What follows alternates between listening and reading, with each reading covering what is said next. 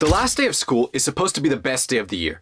No more homework, no more waking up early, and no more being forced to eat whatever the heck they put in that cafeteria food. But one year, the last day of school became my worst nightmare when my friends and I decided to throw a party in a secret location to celebrate. Sounds fun, right? Well, you'll never guess what happened when I arrived to the location and ended up having to sprint for my life just to escape. So let me back up and tell you how this all started. It was the last day of school, and my friend group felt two things. On one hand, we were super excited to finally be done. On the other hand, it was a sad day because a lot of my friends were going to different schools the next year, so we weren't going to get a chance to hang out together. That meant this day was likely the last opportunity we had to all hang out as a group. Knowing that we had to make the most of this last day together, we decided on what we were going to do: throw an end of the year school party. Well, not really like a party. It was just me and my 6 other friends.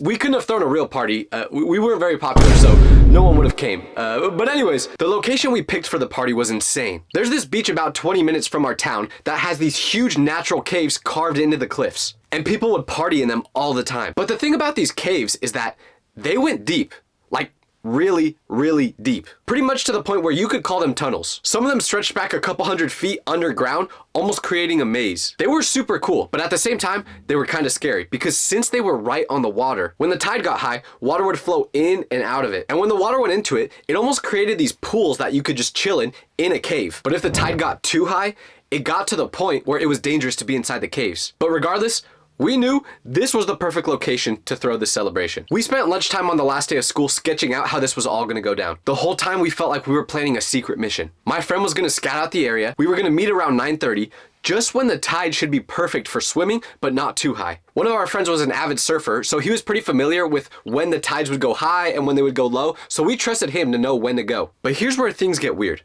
Because one of my friends, let's call him Steven started acting super strange anytime we brought this up. While everyone else was getting pumped up and adding new ideas to this party, Steven would just sit there with a weird smirk on his face. He asked weird questions like which entrance we planned on using to get in and exactly how long were we gonna stay there. But when we would explain details to him, he would just have this look on his face as if he was taking notes mentally.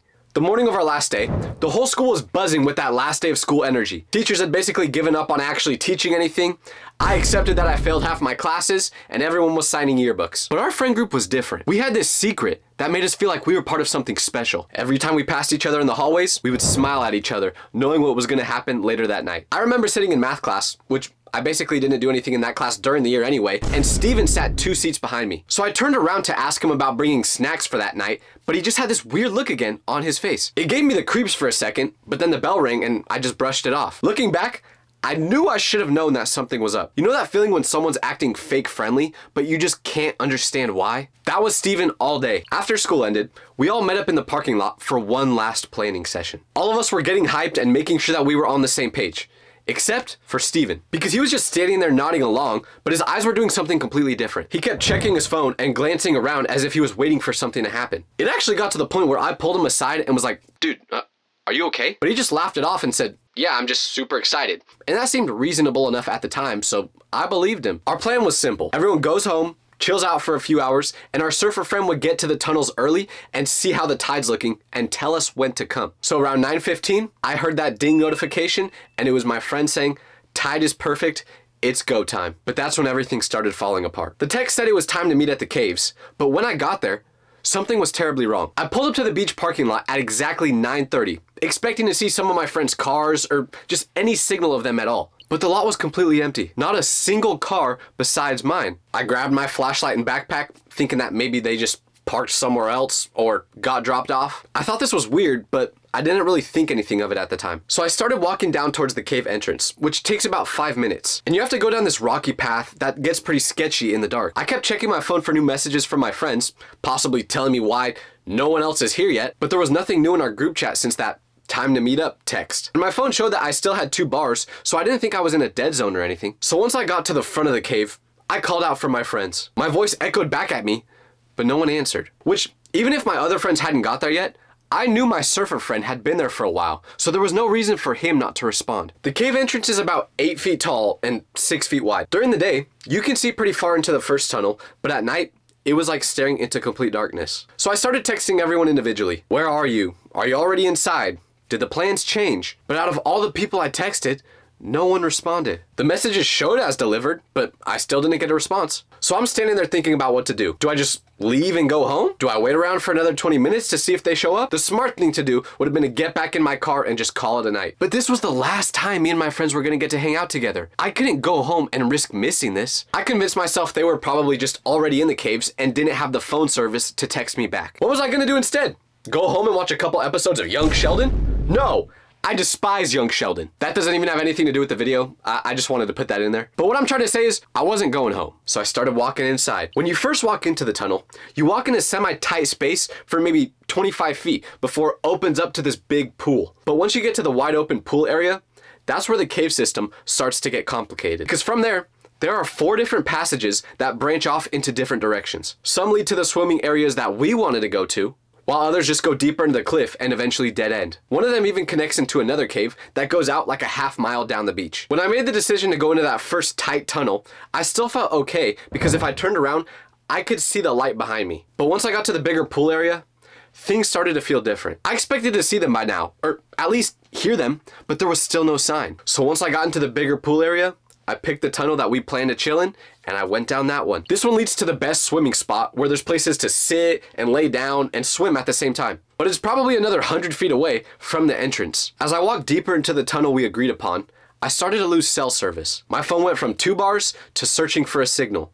That's when I realized how stupid this was to do alone. If something happened to me down here, no one would know where to look. And I've seen those cave diving videos. If they get stuck, they're cooked. There's no way out. So I knew if I needed help, it was not good that I was alone. And trust me, I would definitely need some help later on that night. Because the tunnel started to get more narrow and the floor became more uneven as I got deeper in. I had to watch my step because there were loose rocks everywhere and I could have easily slipped. Also, I could feel the air getting more humid, which meant the tide was rising.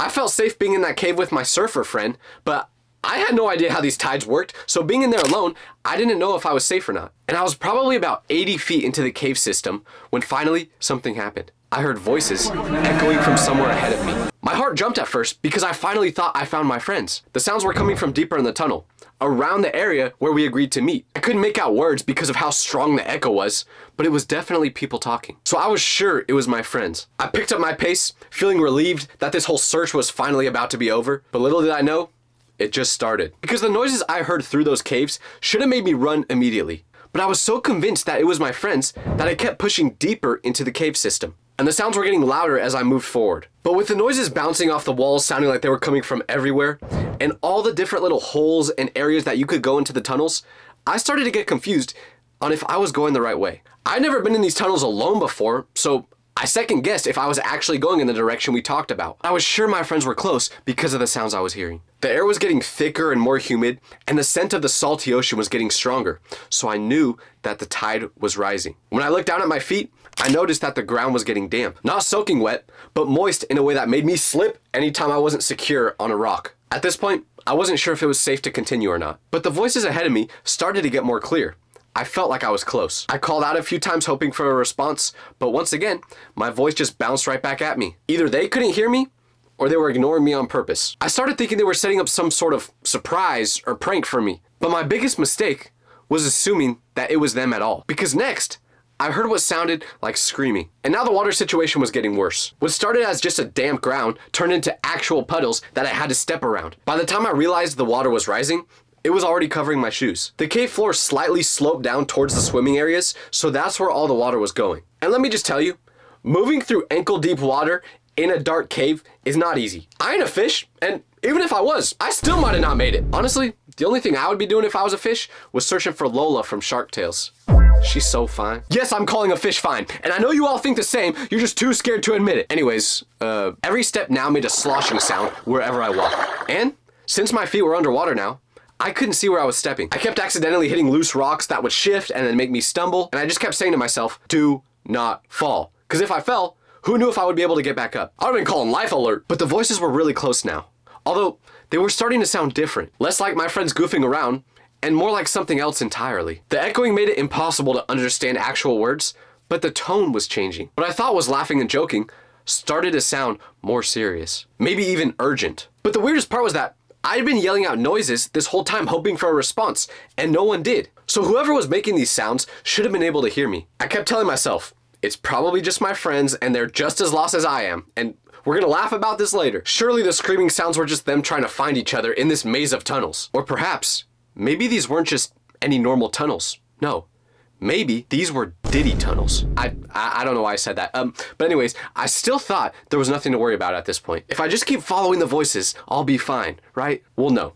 Because when I finally reached the part where all the sounds were coming from, I saw people, multiple people, all with flashlights. But they definitely weren't my friends, because every single one of them was wearing a mask or face covering of some sort. I couldn't see any of their faces at all. But the moment I stepped into that tunnel, they all looked at me at the exact same time. There were maybe 4 or 5 of them just standing there with their flashlights all pointing in different directions. But every single person had something covering their face. I couldn't see any skin or any hair or anything that would help me figure out who these people were. Then my brain finally caught up with what I was seeing and the fact that I just heard screaming noises, and I ran. I turned around and headed for the entrance as fast as possible. I wasn't gonna stick around to ask any questions or try to figure out what's going on. But as I was running, that's exactly what I was wondering. Was this some sort of cult that met inside here? Were these people dangerous? I didn't know. But what I do know is that running through ankle-deep water in a dark tunnel is basically impossible. Every step was like trying to run in a dream. You're going as fast as you can, but still not making any progress. By the way, if you're in a dream and you happen to see a toilet, do not use it. It will not end well. But anyways, the water was splashing everywhere and my flashlight was bouncing around as I was running, so I couldn't see much. Remember, I wasn't too familiar with these tunnels, so I wasn't sure if I was going in the same direction back. But as I'm running towards what I think is the right way, I started to hear movement behind me, splashing sounds and voices that were definitely following me. I couldn't tell how close these masked people were, but they were definitely coming after me. The worst part was trying to remember which way to go when the tunnels branched off. During my escape, every opening looked the exact same. I just decided to pick which one I thought was right and went towards it. I started moving faster now, almost as if I was possessed, even though by now the water almost got up to my knees. After a couple minutes of running, finally I saw light. I could see the stars and moon reflecting off the water ahead of me. So I stumbled out of that tunnel and finally, for the first time in a couple hours, felt some relief. But remember, the walk back to the parking lot isn't easy. And after I get outside the tunnel, I just kind of sit there for a second, collecting my breath. At this point, I thought I escaped these masked people, but that's when I heard a noise coming from inside the cave again. But not shouting or yelling. You know what it was now? They were saying my name. I texted the group chat one more time saying that I was going home and I had no idea where they were, but we could figure this out sometime later. But right after I hit send, I heard my voice again. This time, it sounded like multiple voices all at the same time. Then I heard splashing around again and eventually saw flashlight beams coming from inside the cave. That's when these masked figures came out towards me. As they approached, I figured I probably couldn't outrun them all because I was gassed at this point. But one thing I could do was use the pepper spray that I carried on me. So I whipped it out, excited to finally use it on something besides myself for the first time. Don't ask why I pepper sprayed myself, by the way. It was an accident. I thought the thing was aimed the other way. Anyways, just as I was about to use that pepper spray, these masked figures did something I never expected. I had the can out and ready to go, and these people were maybe 20 feet away, closing in on me quickly. But then the person in front stopped running and reached towards their mask. They grabbed it with both hands and pulled it off their head. Who was it? Not some random person that happens to live in the caves. No, you know who it was? It was Steven. He was grinning at me like this was the funniest thing that had ever happened. Then the rest of them started taking their masks off too, one by one, and I just see all my friends smiling ear to ear. I just stood there holding my pepper spray, trying to process what just happened, looking like an idiot. These weren't random dangerous people. No, it was my friend group. The same people I'd been texting and not getting a single response from for the past hours. Although I knew I wasn't in any danger now, I still thought about using that pepper spray. But I gave them a chance to explain what happened first. And of course, Steven was the one to speak up. He was still laughing when he said that the whole reason they decided to go into this cave was just so they could pull this prank. Remember how he was acting all suspicious whenever we would talk about this party we were gonna throw? Turns out he wasn't just excited. No, he was the one who made this plan the whole time to prank me. And apparently he chose me to be the victim of it because he knew I would have the most dramatic reaction. That's why I'm just nonchalant all the time now, for real. Treat me like what? This is the last memory I have of hanging out with this whole friend group at the exact same time. And all I gotta say is, one day, I'm gonna get all you guys back.